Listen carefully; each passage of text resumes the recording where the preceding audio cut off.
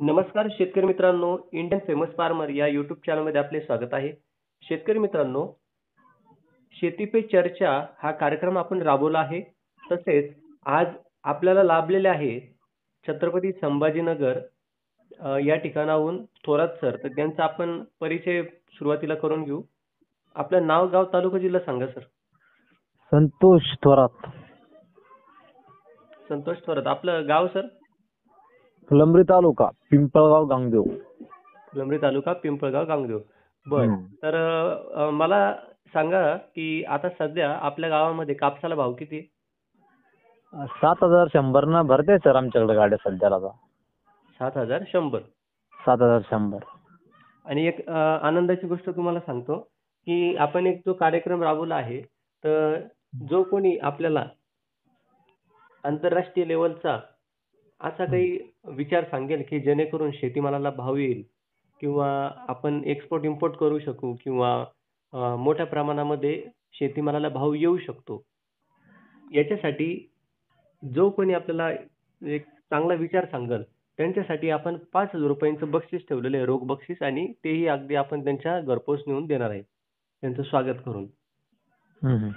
तर तुम्हाला हाच प्रश्न आहे माझा की शेतीमालाला आंतरराष्ट्रीय पातळीवर जास्तीत जास्त भाव येण्यासाठी आपल्याला काय करता येईल? तर त्याला एकच पर्याय, सरकारनं ते आयात करायला नाही पाहिजे गाठी. आयात नाही करायला पाहिजे. अजून? आयात करायला नाही पाहिजे आणि माल असा स्टॉक नाही करून ठेवायला पाहिजे. ठीक आहे, तुम्ही म्हणता आयात नाही करायला पाहिजे, पण आता जर कापूस साठा आपल्या देशातून कमी झाला यावर्षी, तर मग काय करणार? तर कमीच बाहेरून कापूस बोललंच नाही पाहिजे सर त्यानं गाठीन ते, कारण मग तेव्हा आपल्या भारतामध्ये भाव भेटेल ना आपल्याला. तुम्ही म्हणता ते बरोबर आहे, पण आता समजा मला पाहिजे समजा 100 रुपये, बरोबर, आणि तुमच्या सगळ्याकडून मला भेटतंय फक्त 70 रुपये. तर मग मी काय करतोय की 30 रुपये मी बाहेरून घेतोय, कारण की मला तेवढा साठा पाहिजेच, मला 100 रुपये तर लागतातच. तर त्यामुळं सरकार जे आहे ते बाहेरून आयात करतात. याच्यावर तुमचं काय मत आहे? काय करायला पाहिजे? बाहेरून आयात करायलाच नाही पाहिजे सर, तेव्हा मग आपल्याला शेतकऱ्याला भाव भेटेल आम्हाला. तुमचं बरोबर आहे, पण मग याच्यामध्ये असं आपल्याला काय करता येईल? ते त्यांच्या गरजा जर पूर्ण झालं तर ते दुसरीकडून घेणारच. हो, आपल्याला त्याला एकच पर्याय सर, मग टप्प्याटप्प्याशीर कापूस विकणे. एका टप्प्यात द्यायचंच नाही, एका टप्प्यात दिलं तर मग कापूस राहत नाही, मग माल भाव भेटत नाही. मग टप्प्याटप्प्याशीर कापूस द्यायचा समजा. टप्प्याटप्प्याशीर द्यायचा, तुमचा मुद्दा बरोबर आहे, पण जर तसा आपल्याला चांगला भाव भेटतो का? तसा भाव नाही भेटत, पण मग शेतकरी अडचणीत जातो ना सर. मग पर्याय राहत नाही, मग आता देवाणघेवाण करायची. तर मग आता समजा एक अंदाज जर आपण पकडला, टप्पेशीर जर त्याला आणखीन एक महिना 15 दिवसांनी महिन्याभराने समजा वाढू शकते. कारण आता कसं निवडणूक आहे, निकाल लागतील, मग सरकार बदललं एखाद्या दिवस भाव वाढू शकते समजा. पण हे काय गॅरंटी या गोष्टीची वाढू शकतात? एक अंदाज सर, समजा एक अंदाज. समजा आता सरकारचा आता निवडणूक जरी नसते समजा, तर मग एक आपल्याला कळालं असतं, पण माझ्या निवडणुकीमुळे एक महिनाभर काहीच कळू शकत नाही आपल्याला समजा.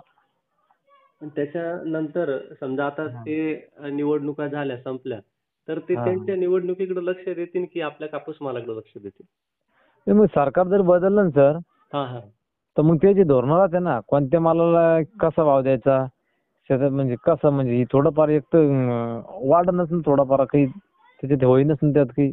ते त्यांचं ते धोरण आहे, तुम्ही म्हणता बरोबर आहे. मग आता ते सरकार आहे, यांच्याकडे पण आहे ना ते करण्यासाठी. हे काय आहे सर, पण ते आता सध्या आहे ना, ते त्यांच्या याच्यात प्रचारामध्ये ती 1 महिन्यापासून ते लक्ष नाही देऊ लागले आता शेतकऱ्याकडे. एकदा त्यांचा निकाल लागला का, एकदा सरकार स्थापन झालं, मग ते पुढचं त्यांच्या हातात आहे सगळं. कोणत्याही मालाच काय होऊ लागलं सर, माल जास्त झाला, आवक वाढली का मालाचे भाव पडले, आवक कमी झाली की मालाचे भाव वाढले. हे सरळ गणित आहे सर, लगे हे सरळ गणित आहे, लगे असंच होतंय. हो, बरोबर आहे तुमचं. त्याच्यामध्ये शेतकरी अडचणीतच येतो.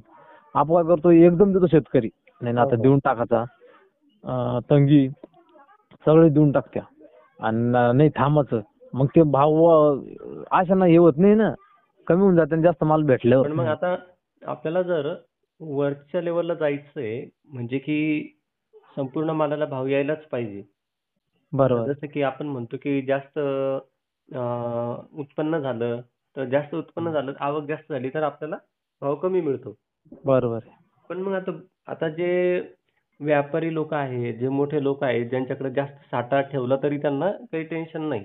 पण हम्म. आपल्यासारखा ग्राउंड लेवलचा जो शेतकरी आहे, हम्म. त्यांनी कसं करायचं मग? त्याचं खाण्यापिण्याचे वांदे होऊन जातात ना. तेच होतं ना सर, मग अडचणीत जाऊन शेतकरी एकदम माल द्यायला तर पर्याय नाही. 2 टप्प्यात म्हणा काही 1 टप्प्यात सगळं अडचणीत राहतं ना. कारण दुकानदाराला देणं, उधारी, खत, बी, भरण, दवाखाने म्हणजे घर चालणं म्हणजे एकदम परिस्थिती आहे. अजून म्हणजे इतकं बेकार परिस्थिती आहे. पण शेतकऱ्याला त्यातून हे करून आणि त्यातून काहीतरी मार्ग काढावाच लागतो. माल विकावाच लागतो. तो काय भाव जाईल याचा हेच नाही. बरोबर आहे, बरोबर आहे.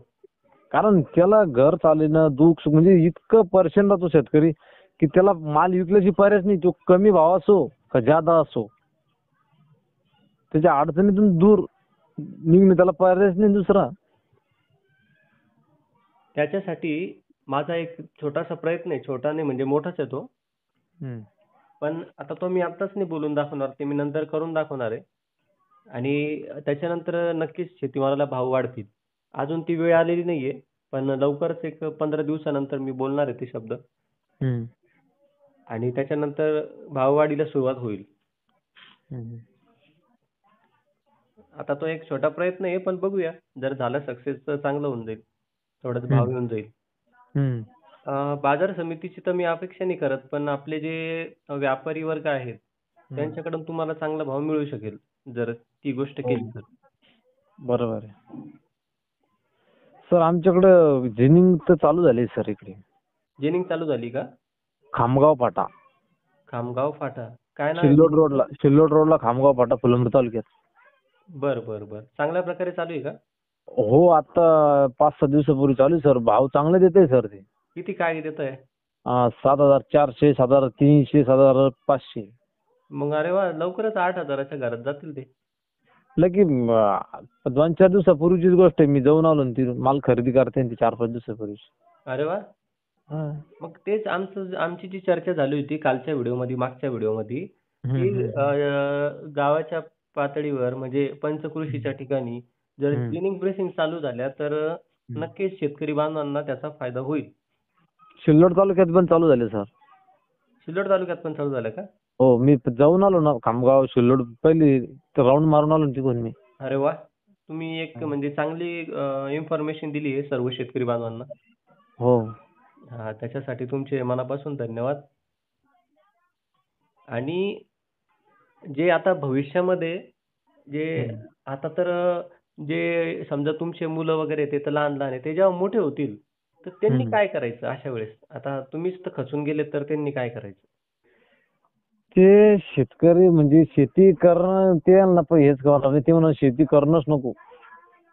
हो, तर मग असं जर केलं तर सगळे उपाशी मरतील. उपाशी मरते म्हणजे लय अवघड झालेली. आता परिस्थिती नवतरुण मुलं म्हणजे शेतीकडे नजर देत नाही. करायचे म्हणजे हेच राहिले नाही. नकोच म्हणते डायरेक्ट. हां, मी ते भरपूरशा ठिकाणी बघितलं, की लातूर जिल्ह्यातले तसेच भरपूर जिल्ह्यामधले जे मुलं आहेत ते गाव सोडून इकडं पुण्यामध्ये स्विगीचं काम करताय, स्विगीमध्ये. पर्यायच नाही सर त्याला. म्हणजे आता ते ते जे काम करताय, तर तिथं पण मेहनत आहेच. पण मग त्यांना असं झालंय ना, की ते शेतीमध्ये आता काही नाही बाबा, जास्त पाणी नाही, काही नाही, पिकं हम्म. नाही. मग काय करायचं? तर मग असं मग पुढं काही ना काहीतरी जॉब करायचा. तर मग ते बाहेर ते कसं बाहेर ताजा पैसा आहे सर. खूप पैसा कमी तर माणूस जशी मेहनत केली तशी. इकडं बरोबर, पहिलं आपलं जमिनीमध्ये टाकायचं. मग त्याला पाणी पाऊस असा आहे. पाणी आलं तर माल सडून टाकतो, नाही तर वाळूनच टाकतो. बरोबर. नाही तर मग कर्जबाजारी होऊन जातो शेतकरी. मग आत्महत्या आणि मग ते म्हणजे परिवार म्हणजे गावाकडे माणूस म्हणजे सुधरतच नाही. ते मुलांना नाही बघितलं हो, नाही. तुम्ही तुम्ही म्हणता ते चुकीचं आहे. कारण की किती जरी कशी परिस्थिती असली ना, तर हम्म. आपले जे विचार आहेत ते पॉझिटिव्हच असले पाहिजे. म्हणजे हम्म. हे नसले पाहिजे. हे कोण म्हणतं, की आता हम्म. हे हे ना खरं तर म्हणजे जो कोणी हार मानतो, हम्म. तो ते काम करतो. बरोबर. आपलं जोपर्यंत जीवन आहे तोपर्यंत आपण हार नाही मानली पाहिजे. ती कसली कुठलीही परिस्थिती असो.